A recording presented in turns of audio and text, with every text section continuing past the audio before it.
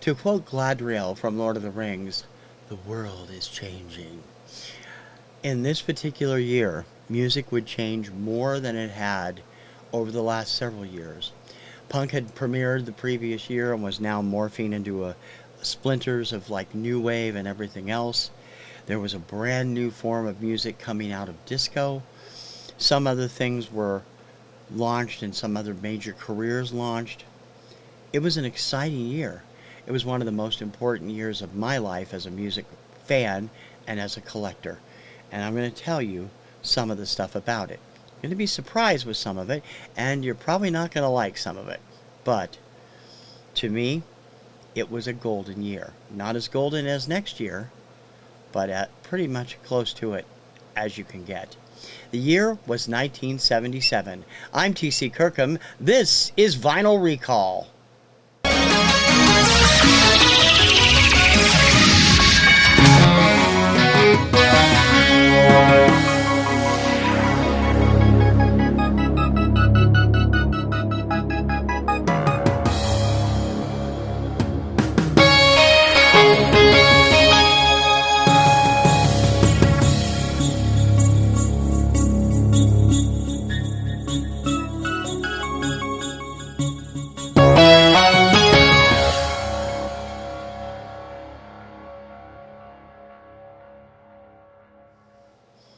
Hey, vinyl community. TC Kirkham here, the Kirkham Report. Welcome to Vinyl Recall.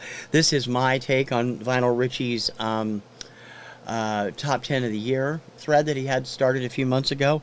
I do it in this form because it makes it easier for me. And I'm presenting my top 10, my favorite albums of the year. Not necessarily the best. A lot of people aren't going to consider them. We're up to 1977, and all the stuff that I have picked, nobody else is going to pick. Well, maybe one or two. But mostly it's because of my own weird music taste. But 1977 was an important year for me. I was a freshman in high school that year. I moved 2 separate times before the end of the year, both in the same town. We moved out of one house into a smaller apartment, and we just couldn't stand it there, so we got a bigger house a few months later. It was all in Harrington still, my town of Harrington, Washington, where I've talked about living there. And I really started listening to full albums as well as singles. I hadn't really paid attention to all album tracks here and there, but I'd grown fan of those mostly later. 77 was the first year I really started listening to stuff. Now, there is one album from 1977 that everybody's going to consider probably a seminal album. And the truth is, I have it. I got it on vinyl and CD a couple years ago. I've never listened to the whole thing. I haven't had time. And that's Steely Dan's Aja, or Asia. I love the singles from the album, Peg and Deacon Blues especially. It's one of my favorite songs by them. But I've never listened to the whole album. And overall, I've never been a huge Steely Dan album fan. I love a lot of the singles. I have a lot of the singles. But I want to make sure that you're upfront aware of that. Because if I did like it, it would have been on the list, obviously. There's also an also-ran on this list that came this close to making my top 10. And I'm going to give it a bonus shout-out at the end of the show. In any case, let's get into my top 10 albums of 1977. I'm not a live album fan for the general part. I have, quite a few of them, but I don't listen to them very much. Even the Carpenters one I don't listen to much. I'm more likely to listen to a live album on CD because the sound is better. But there is one live album that I truly love. One of 2 or 3 that I truly love. I talked about Frampton Comes Alive last week, which I only have on CD. And another one is coming up next year, 1978. But this one, 1977, and it's going to surprise nobody because, hey, it's TC, that weird pop guy, number 10, Barry Manilow Live. I've always loved this album. This album I got through Columbia House, I believe. Let's see, it doesn't say on here, but I'm pretty sure if I looked hard enough, I'd find the little CRC somewhere on it. I do remember getting it through one of the record clubs. This was a 2-record set, and it has all of his big hits, plus a few other things. Riders to the Stars, Why Don't We Live Together, Looks Like We Made It, New York City Rhythm, A Very Strange Medley, Jumps Out Boogie, This One's For You, Beautiful Music Part 1, Daybreak, Lay Me Down, Weekend in New England, Studio Musician, Beautiful Music Part 2, Could It Be Magic / Mandy, It's a Miracle, It's Just Another New Year's Eve, I Write the Songs, and Beautiful Music Part 3. Beautiful Music is one song on his studio album. And Very Strange Medley is his medley of commercial jingles that he either sang or wrote in the 1960s and 70s when he was just starting off. Great stuff. Daybreak, the single hit, came from this album. The live version is much better than the studio album version. And I really, this is the only live album that doesn't annoy me in any major way. Because live albums tend to annoy me because I don't think they do enough with the hits. The Carpenters album, Live at the Palladium, which was recorded in England in 1976, it relegates all their hits to just a long medley on side 2 and focuses on other stuff on side 1, From This Moment On and Jambalaya, which had been a huge hit in England, which makes sense. It was still disappointing to me that they never released a live album recorded in the States. There are a couple that I really love, and Manilow's is one of them. Number 10 for 1977, Barry Manilow Live. Number 9, I recently picked up again because I had it and I lost it. It is truly a classic album in the way that you think of the music, because for what she's known for, this is a little bit of a different type of thing, to travel through musical generations in this album.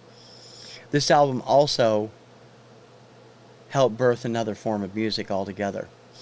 A song on this album was so groundbreaking that it birthed an entire genre of music. Although it wouldn't become fully into its own until the late 80s and early 90s, electronic dance music was birthed by one song, by one incredible lady, from one incredible album. Number 9, Donna Summer and I Remember Yesterday. This album includes the Giorgio Moroder track I Feel Love, which many people point to as the birth of EDM. And they're probably right. This was the first song ever done with a synthesizer sequence the way it was done. It's a fascinating story, and there's actually a couple of YouTube videos about how it was made. This album only features I Feel Love, was her only big hit off this album. I Remember Yesterday was a minor hit. Love's Unkind, Back in Love Again. I Remember Yesterday reprise, Black Lady, Take Me, Can't We Just Sit Down and Talk It Over, and I Feel Love. Dance beats all the way through, but there are these little homages to big band and classic pop and classic dance music, ballroom dance type, all formed to a disco beat. This is one of Donna's best albums, and I really love it, and I wish it had done better.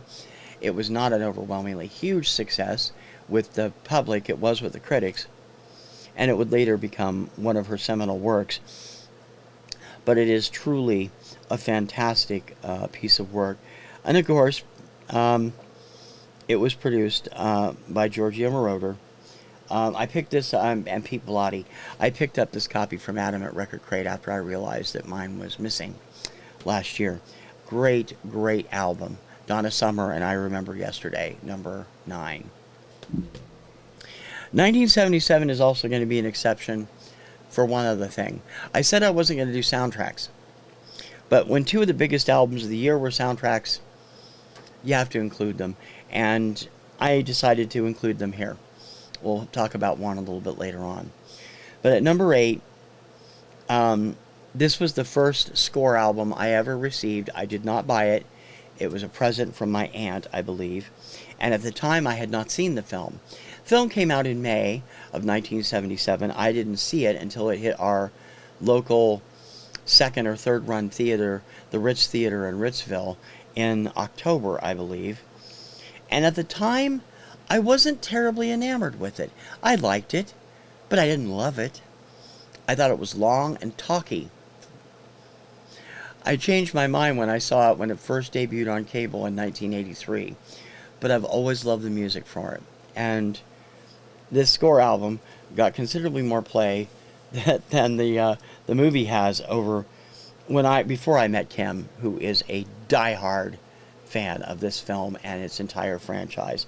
Number 8, John Williams, the Star Wars soundtrack. Performed by the Royal Symphony Orchestra, London Symphony Orchestra, excuse me. Written and composed and conducted by John Williams. Iconic film music. This was the first album that I had that was a score.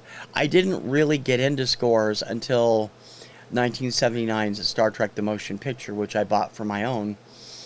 On my own, it was the first score album I ever bought on my own, because I loved the score from that movie. Star Wars has all the notes. This is the original OG. It's got all the notes on that, on the original. Whoa, that's actually a sheet. On the original 20th Century label. I think if you find it now on CD, it may actually be on Hollywood Records, because Disney owns the franchise now. Or it might be on Walt Disney Records. I don't know. But this is the original. I loved the CD releases of this that rearranged them in chronological order. I never bought those. I should have, because they were fantastic. But this, it's iconic. What can you say? Number 8, the Star Wars score from John Williams and the London Symphony. Number 7, I've talked about before. It is a favorite album of mine of all time. And although I do like a couple of their albums better, this definitely fits the bill and was the introduction of most people to this band. They may have known a couple of their earlier songs, but they weren't consistent until this album came out. And this album is brilliant from top to bottom. Number 7, The Grand Illusion from Styx. This album features The Grand Illusion, Fooling Yourself, Superstars, Come Sail Away, Miss America, Man in the Wilderness, The Castle Walls, and the grand finale. Fooling Yourself, Come Sail Away, Miss America, all released as singles. You could not get away from Come Sail Away in the fall of 1977. It played once or twice when I was doing my paper route every day in Harrington. I did paper route from September through early January. My mom and I would drive around town and deliver the Daily Spokesman Review. No, the Chronicle, when the Daily Chronicle before it went under. I would deliver that all through the city. And, we always had KGRB on, and this song was always on the radio. Come Sail Away. Later on, Fooling Yourself and Miss America would later play well on... Fooling Yourself got some top 40 airplay, although Miss America was mostly relegated to AOR, which I had started listening to a little bit. But this album, it's an incredible fusion of the sounds and what makes Styx, classic Styx. Dennis DeYoung's vocals, Tommy Shaw's vocals and guitar, Dennis DeYoung's keyboards, and J.Y.'s incredible guitar work and vocals in some places. Just an incredible album. Number 7, Styx, The Grand Illusion. Number 6. This is the second album that talks about time travel. It came out at the very end of the year in December of 1977. It was an eye-opening experience for me. Whereas I loved the first album, the second album was incredible to me. It was a time machine. It was set up like a time machine, as it says right on the album. Sorry for the whack on the microphone. I also know my pal Don is a huge fan of this album. And I am a huge fan of this man, period. I love everything he's done, with one or two great small exceptions.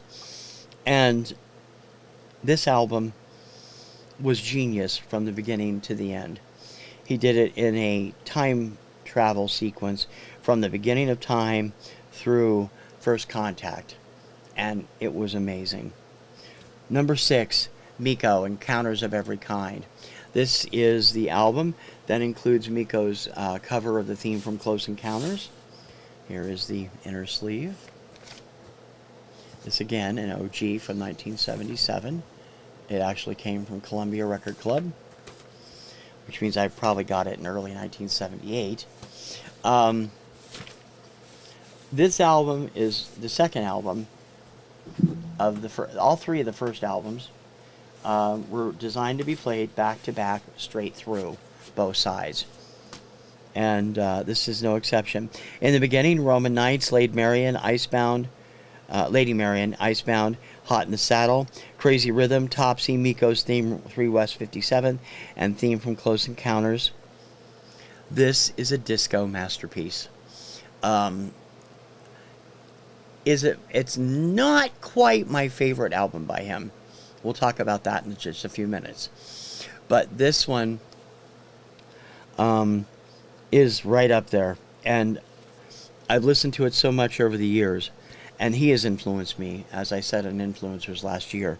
As an artist, I thought he was amazing as a producer, as an arranger. I still do. He was a musical genius, and this album proves it.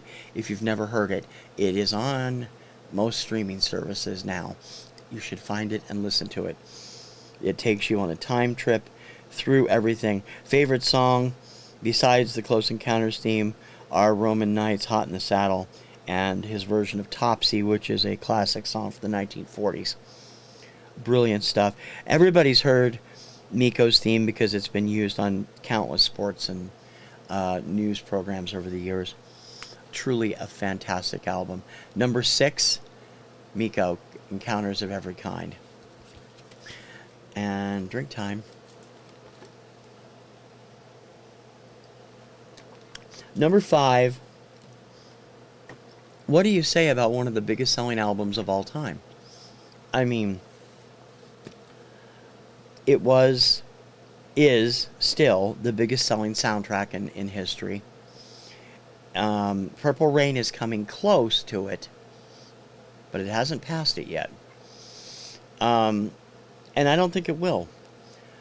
This album is so important to the music of 1977 and 1978. It is so important to the Academy Award nominated film. Even though I'll be the first to admit, I'm not a fan of the movie at all. I saw it, I don't like it.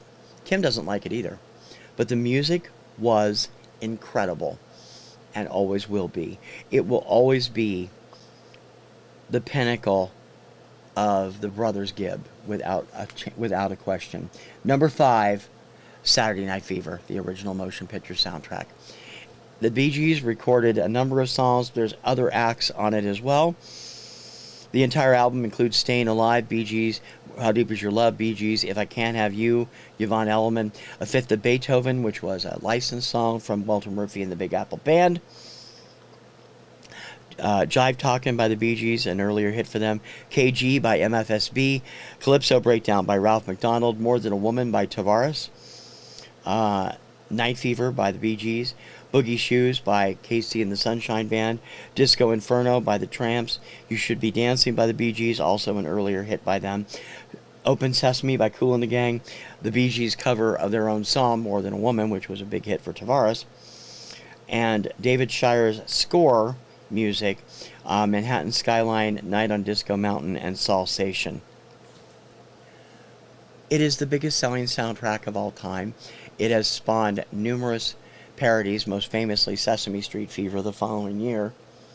But there was also Mickey Mouse Disco and a number of other things like it. The movie itself was Academy Award nominated. I honestly just didn't care for it.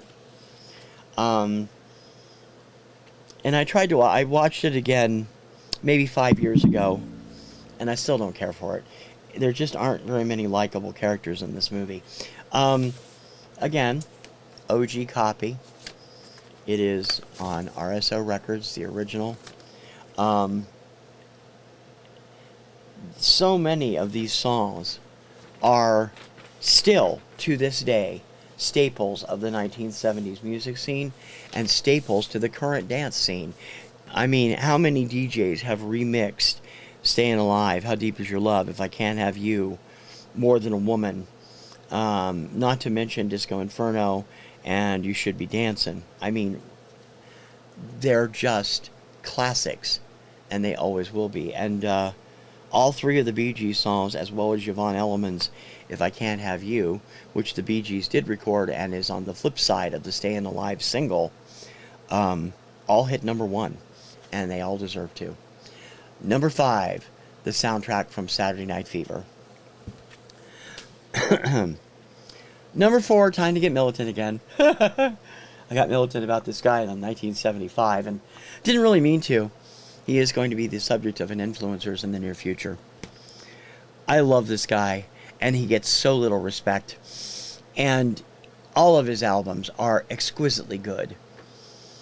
And nobody really knows it. They didn't buy the albums. They bought the singles, except for the first album. This album I got in the freaking cutout bin less than 6 months after it came out. Had the singles.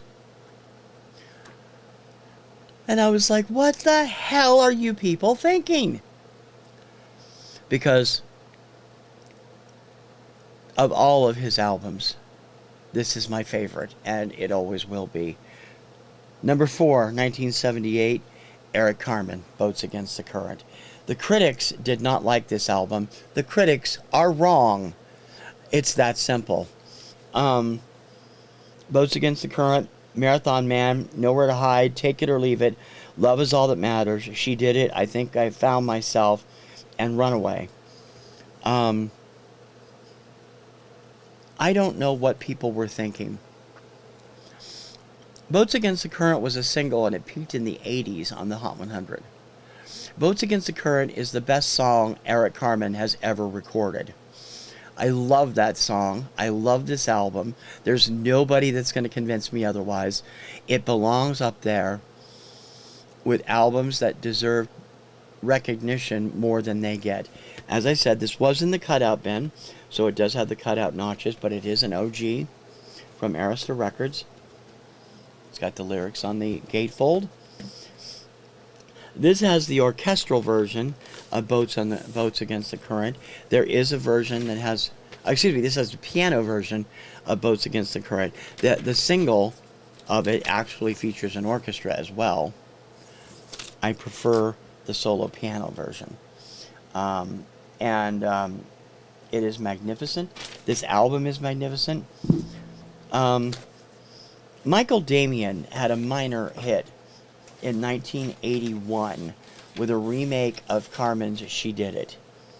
It's crap compared to the original. I like it, but it's crap compared to the original, and the original is on this album. Number 4, if you haven't heard it, listen to it, people. Eric Carmen, Boats Against the Current. Number 3 is very hard to class because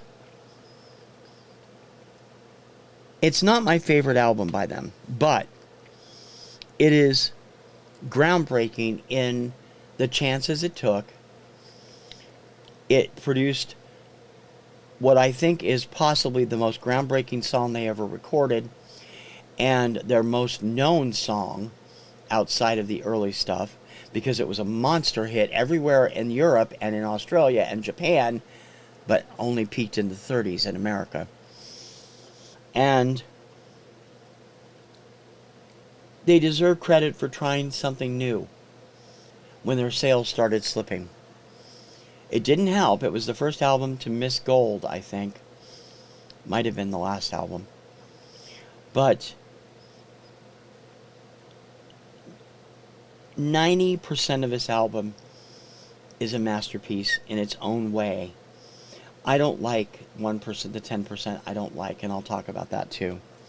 Number 3, 1977, Carpenters, Passage. This is the first album in quite a while not to feature the Carpenters' recognizable logo on the front cover. It is only in really tiny print in the back.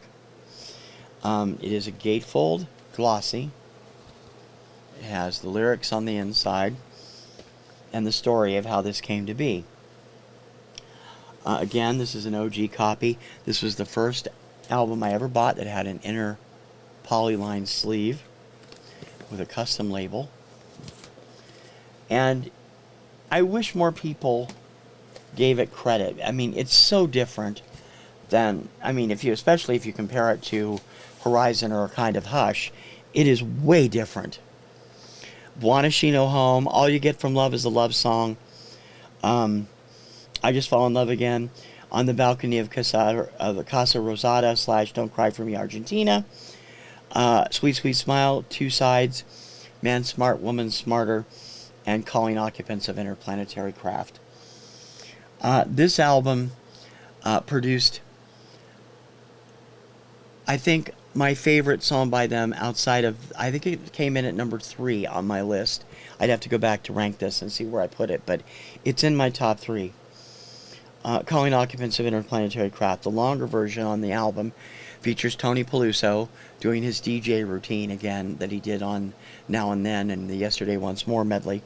Really terrific stuff. It also features their only song to chart on Billboard's country chart, Sweet Sweet Smile, written by Juice Newton and her songwriting partner, I think her name was Otha Taylor. It was before Juice hit big. It also features one of my other favorite songs by them, All You Get From Love Is a Love Song. That song should have been a monster hit. It also peaked in the 30s. I love Karen's take on Michael Frank's Wanna She No Home. Amazing vocal, and I mean, really good. Now, I Just Fall in Love Again would become a big hit 18 months later for Anne Murray. And in all honesty, I think it suited Anne better. I like Karen's version, but I don't think it was single material, and I think it was wise to keep it as an album track. Anne's was really good, too, and did well. Two Sides is your typical Carpenters album ballad that was terrific. And Man Smart, Woman Smarter was very playful and very different. The one problem I have on this album, and it's the same problem that Richard Carpenter now has, is what was recorded by the Carpenters with what was dubbed on the album the Over-Budget Orchestra, or the Over-Budget Philharmonic, and that is On the Balcony of the Casa Rosita / Don't Cry For Me Argentina. Evita was new at the time. Karen does a very good reading of Don't Cry For Me Argentina, but in all honesty, of the pop versions I've heard, I like Olivia Newton-John's better.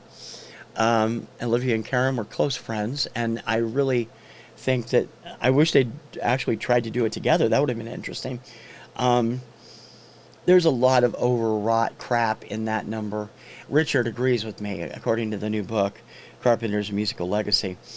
But the rest of this album, and Calling Occupants in particular, it's wonderful.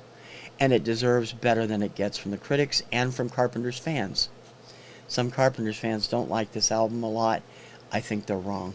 Number 3, Passage, Carpenters. Number 2 for 1977. Might not surprise you, because if you were watching my Record Store Day runs in 2020, or 2021, I forget when it came out, I was gunning for the alternate versions of this. I love this album. I will always love this album. And yet it is the only album I own by them. And there's a reason for that. I was never an overly huge fan of the band. I like a lot of the singles. I have a ton of the singles. But I've listened to 3 or 4 of the other albums. And I wouldn't mind having the alternate versions of all the albums that just came out in the box set on Black Friday. But this album, there's nothing bad on it. Other albums have songs I just don't like. This one, I can't say that about. There's nothing bad about this album, and it's why it spent so many weeks at number 1. In fact, I think it was the record holder until Saturday Night Fever came along. Number 2, Rumors, Fleetwood Mac. Released in February of 1977, featuring their hits Dreams, Don't Stop, Go Your Own Way, and You Make Love and Fun, along with album tracks Secondhand News, Never Going Back Again, Songbird, The Chain, I Don't Want to Know, Oh Daddy, and Gold Dust Woman. I Don't Want to Know got a lot of airplay on the 70s channels up here.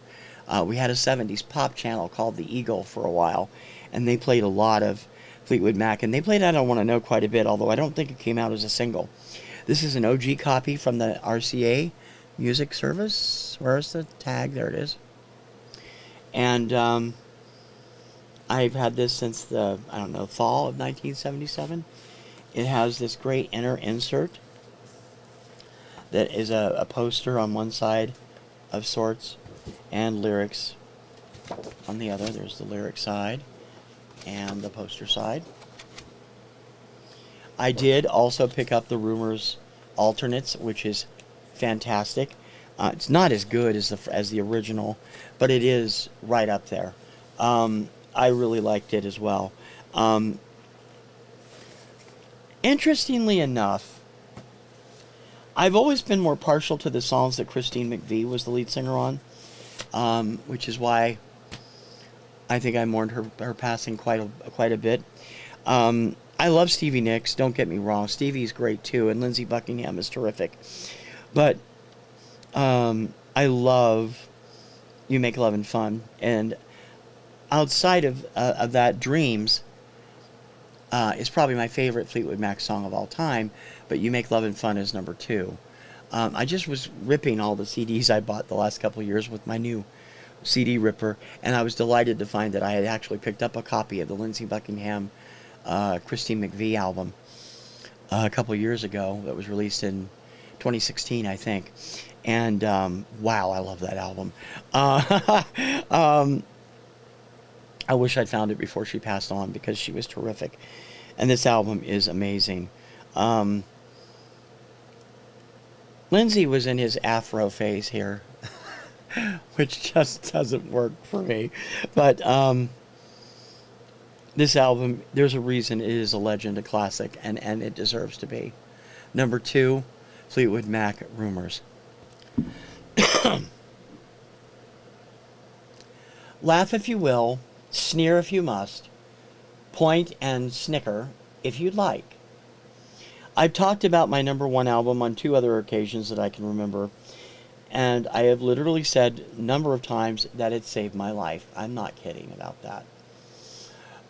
My freshman year in Harrington, I was having a lot of problems with school, a lot of problems with Mom. I just wasn't in a very good place. This is the only thing that helped me get through that year. Anytime I would have a fight with my mom, anytime something would go wrong at school, I'd have a fight with friends at school, something else was going on, everybody else would go on to play Kiss and stuff. This is what went on my turntable. So much so that I wore out my original copy. Thankfully, I bought a second one, also an OG. I can't get enough of it, and I still think it is one of the biggest masterpieces in the world. Critics call it one of the 10 worst albums of all time. Again, your mileage may vary.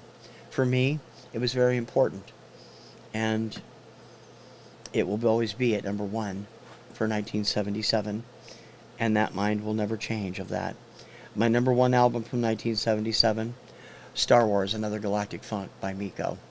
Side 1 is the Star Wars suite that includes the title theme, Imperial Attack, the Desert and the Robot Auction, The Princess Appears, The Land of the Sand People, Princess Leia's theme, Cantina Band, The Last Battle, Throne Room, and In Title. And Side 2 are 3 tracks all merged together called Other Galactic and Funk. And it is drum-oriented. Side 1 of this album is approximately 16 minutes long. And it is freaking amazing. I would rather listen to this than the original Star Wars score because I like the arrangement. Miko himself was a huge warsy. He fell in love with the music, went to see the movie 8 or 9 times its opening weekend to listen to the music as he already started. Not only did he love the movie, but he was already starting to formulate this album.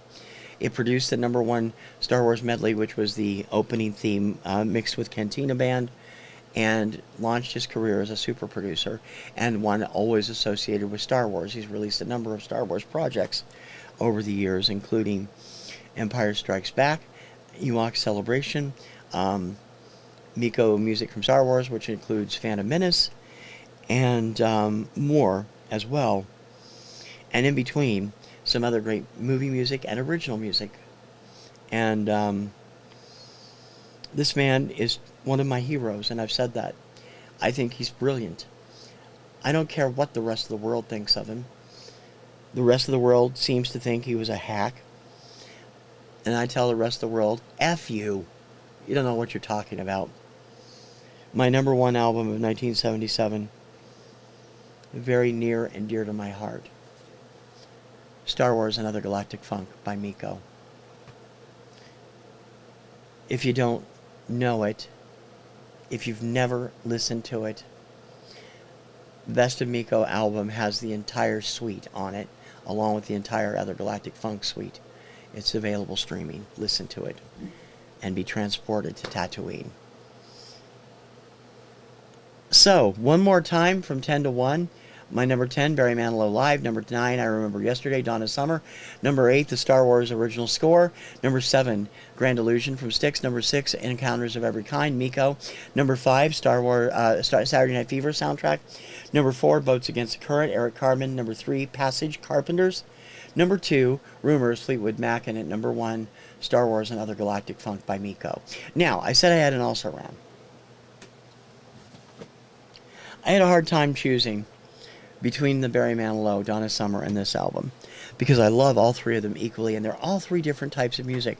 Dawn of Summer's was groundbreaking with I Feel Love, and the style it did was similar around the same time as Miko's Encounters of Every Kind with the trip through time. There was Barry Manilow Live, which was a brass live album, and there was this one. Why didn't this make the list?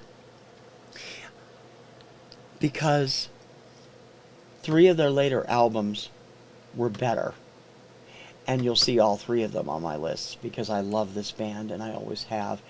In the runner-up position for this 1977, Foreigner and their debut album. This included Feels Like the First Time, Cold as Ice, and Long, Long Way from Home, along with Star Rider, Had Not Read the Damage Is Done, Woman Oh Woman, At War of the World, Fool for You Anyway, and I Need You. It is no shock or no shame. No, this album is not a slouch, but compared to the second album, the fourth album, and the fifth album, it is. And I have to be honest. Head Games, the third album, probably won't make my list. I like it, but it's nowhere near as the other ones. Foreigner and Def Leppard are the 2 bands I have followed from their beginnings that I love, and I always will. And I'm sure there are probably people in the vinyl community that are pretty big Foreigner fans and probably are pissed that this made out just missed in favor of Barry Manilow. I'm sorry. I'm a pop guy. What can you say? But I do love this album, and that's why it's a runner-up.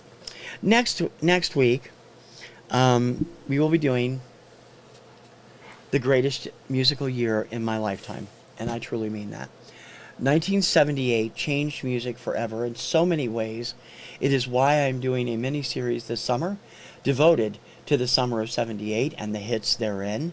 I have been working on this mini-series for almost 2 years, and it is going to blow people's minds, I hope, as we take a look at the 100 songs and 100 artists and the year 1978 as a whole.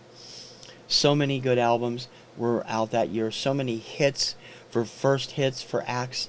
So many changing acts that would fall out of favor in the early 80s. 1978 was incredibly difficult for me to come up with the list. I've already got it. And I had to leave several off because I'd only have them on CD and not on vinyl. But it's going to be interesting, and I urge you to be here for it next week.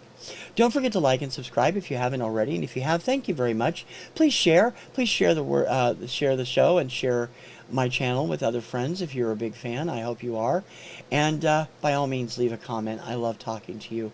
Everything on, no matter whether it's this show, influencers, Rank This, the Still to Come labels, Label Nova, Kirkham Report, Retro Radio, or my daily show, Obscuria Vaults.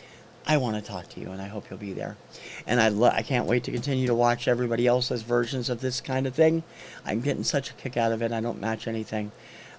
I'm enjoying Carlson's especially because I'm actually finding a few places back when we were that age where we're actually matching. Not much, though. Until next time, for Vinyl Recall, I'm TC Kirkham. We'll see you soon. Ciao, baby.